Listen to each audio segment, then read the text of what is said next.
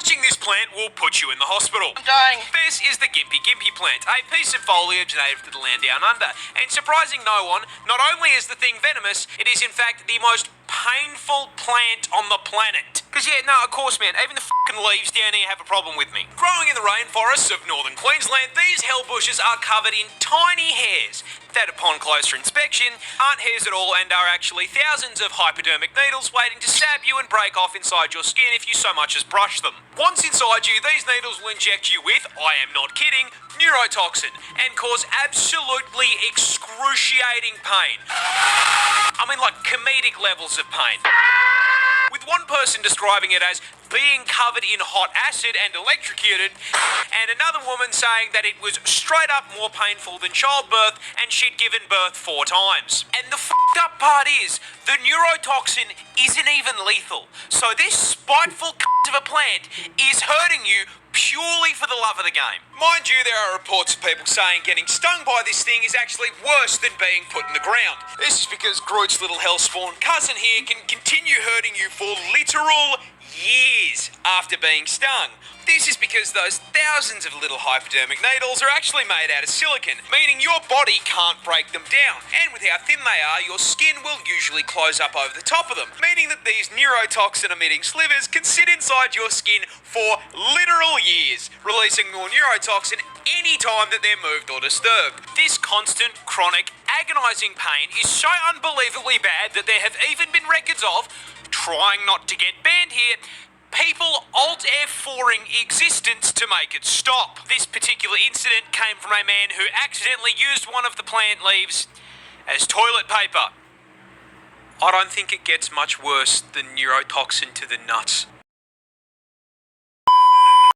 Wombats defend themselves by throwing it back. But to understand how the fuck they actually do it, you're going to need to learn a little bit about them first. You see, Australia is home to 3 species of these bad boys, all of them equally adorable, and very importantly, all being burrowers, meaning they dig out a nice little hole for themselves and the family to live in, because, like the rest of us, they can't afford a fucking house in this economy, man. They go to around 1.3 metres in length, but despite being small, they are built like fucking tanks, weighing in at a chunky-ass 35 kilos, but despite their weight, I shit you not, they have a top speed of 40k an hour. Now, the fact that they can nearly get booked in a school zone, coupled with them being a tank-class marsupial, forms the start of their defence strategy. So you see, a fun fact about wombat anatomy is they spect all their defence points into their ass. Rather than having fat and muscle, a wombat's cheeks are made out of 4 thick plates of fused cartilage, making it extremely solid. And this Kevlar BBL allows for the fucking funniest defence mechanism I have ever seen on an animal. Basically, if a predator tracks down Mr. Wombat to his burrow, it'll stick its head in and start trying to dig him out. In response, the wombat will line his ass up with the tunnel door, chuck the gear shifter into reverse, and fucking floor it backwards up the tunnel into his aggressor, slamming his ass into its head. The impact then squashes the predator between his steel cheeks and the roof of the burrow, straight up crushing its skull like a Mortal Kombat fatality. I cannot make this shit up. This is Australia's most common snake, and that's quite a problem, because it's also one of the world's deadliest. Introducing the eastern brown snake, native to quite literally every state in the land down under. And unluckily for us, this asshole has earned himself a silver medal in the No Rope Olympics venom category, coming in 2nd place for the most venomous snake in the world. It is worth noting that 3rd and 1st place are unsurprisingly also both held by Australian snakes, because God hates us. However, unlike 1st and 3rd, the toxic middle child here is a far larger problem, because putting it lightly, he's a cunt. The eastern brown is one of the most territorial species of snake in the world, which is a scientific way of saying they operate on the US home defense philosophy. If you dare put a pinky toe onto this guy's property, he will bite your ass, injecting you with a hemotoxin that can send you to heaven via blood clot in under 30 minutes if left untreated. But hey, stay off his property and he'll leave you alone, right? Yeah, one problem. His property is your property.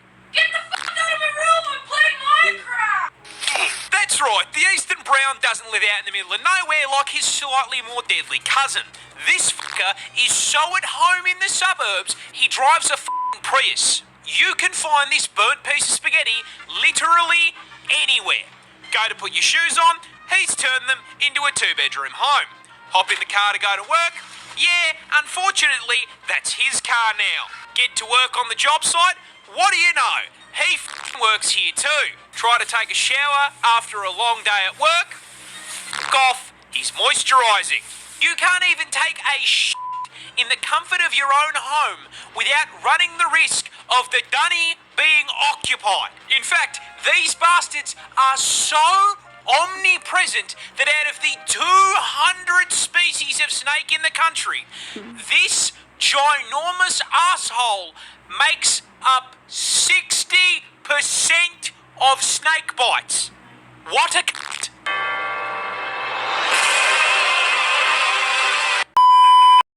Crocodiles are just dinosaurs that forgot to go extinct. I am dead serious, and I cannot think of a croc species to better make my point than the saltwater crocodile, a species native to the land down under, and shocking absolutely no one, yes, it can and will eat you. You see, keeping on theme with the whole forgetting to go extinct thing, the salty stat spread just feels like something that should have been patched out with the rest of Jurassic Park, starting with their ridiculous size. You see, salties are the largest reptile on the planet, coming in at a total of 6 meters long with a maximum weight of 1,100 kilos, which makes this murder lizard genuinely longer than my car. And the up part is that despite being longer than my ute, they are for some reason absolute masters of stealth. You see, crocs are ambush predators, which is a scientific way of saying they are dirty campers. You see, they've got 2 raised eyes that sit on the top of their heads, which means they can submerge their Ford Falcon-sized frame basically entirely under the water without sacrificing the ability to spot whatever they are looking to turn into a Happy Meal. And from your perspective as the Happy Meal, they are really difficult to see, which makes it very easy to walk just a little too close and, get bitten in half by that hydraulic press they call a mouth. That's what I love! Nestle Crunch! That's right, just like any good camper, these scaly arseholes are packing a one-shot in the form of one of the highest bite forces of any animal on the planet, having been recorded at putting out a maximum of 3,700 psi of force through their jaws. To put that into context, your skull will crack at 1,100 psi, so a croc would pop your head like a watermelon. And if you don't immediately get folded by the first bite, those jaws will latch onto you as the croc begins a death roll, spinning its ton of body weight like a washing machine until whatever part of you it has decided to eat snaps off and is added to its protein goals. But the best thing about the crocodile is their build is so good. They have genuinely been around with very little evolutionary change for 65 million years. Which means I grew up watching Steve Irwin wrestle dinosaurs for fun. Rest in peace, you absolute legend. Australia has just found zombified bugs. That's right, we are closer to the Walking Dead Down Under than you think. You see, just recently, a scientist by the name of Dr. Francois Broussard made a trek out to the remote savannah of the Northern Territory with the goal of finding and cataloguing brand new species of insect unknown to science. I mean, me personally, I think we've found more than enough bugs, especially considering that half of them can send me directly into the soil. But what do I know, right? Anyway, on his trip to the middle of nowhere, he stumbled across a colony of spiny savanna ants, which is a pretty normal thing to find out there. However, getting closer, he noticed something a little off. You see, the main ant colony was fine, completely normal. However, the several disfigured and deformed ant corpses clamped onto shoots of grass surrounding the colony like a Bug's Life version of Vlad the Inhaler, yeah, those were significantly less normal. Prasad, mildly unsettled by the ant gore on his timeline, took samples for inspection and upon getting a closer look, realised something both really cool and really spooky. The ants had been overtaken by fungus. Big old red ones. More accurately, a previously unknown strain of the cordyceps fungus, infamous around the globe for its ability to create zombie bugs. And the way it does it is unbelievably horrific. You see, it begins with a spore landing on an ant and producing a thin, rope-like strand that penetrates and attaches to their exoskeleton. At which point the ant gets a little timer on his hotbar, counting down to a family reunion with his ancestors. Once inside, the fungus begins to take control of the ant's body and brain function, completely changing their behaviour, replacing their colony-focused mindset with one single goal: climb. Its fungus-riddled mind drags its rapidly deteriorating body to the closest high point, which is usually a plant, with its final act being to clamp its mandibles onto the stem in a death grip, finally succumbing to the infection and being completely consumed, its corpse blossoming into a fully grown cordyceps fungus and raining down spores onto the rest of the colony to continue the cycle of infection. Now look, I know this fungus is found elsewhere in the world, but it's a new strain and it was found in Australia. With my luck, I'm going to be playing The Last of Us against couch-sized spiders within the fucking week.